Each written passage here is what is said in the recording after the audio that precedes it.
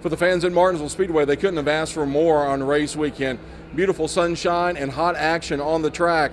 It came down to the final turn on the final lap, and a big driver finally got another win at Martinsville Speedway. To pass Jimmy Johnson on the outside with 2 laps to go, and to watch the crowd on the back stretch and then watch him on the front stretch when we cleared him, you swear people are going to fall onto the racetrack. And you feel that energy, you sense that, and that's not that you need extra motivation to not let it get away from you, but it's cool to know you got that kind of support, and it's just that extra drive that gets you the rest of the way that last lap. Tony Stewart says he's been issuing markers all season long, letting guys get a free pass. Well, he says it's time to cash in those markers and get control back. And it's no disrespect to him. I mean, he's a great competitor, he's a great guy, and he's with a great organization that deserves their shot at this championship too. But we've had one of those up and down years, and we're having a run in this chase now where, you know, we're hungry. We're hungry for this.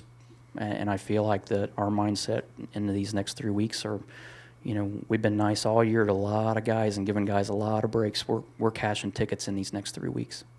Jeff Gordon couldn't quite seal the deal on Sunday, but he was very, very close.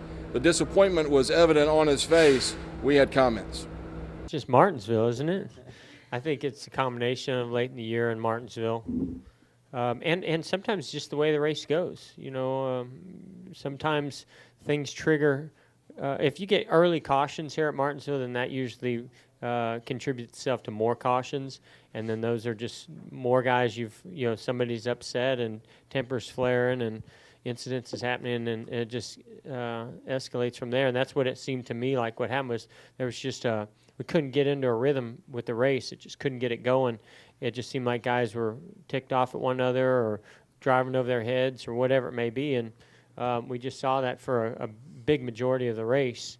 Obviously, the 83 had that throughout the whole race, but you know, I think that you know, it was just one of those crazy days. I don't know. You can't always explain it, but usually Martinsville does contribute towards that. For Carl Edwards, it was first to worst and then to ninth.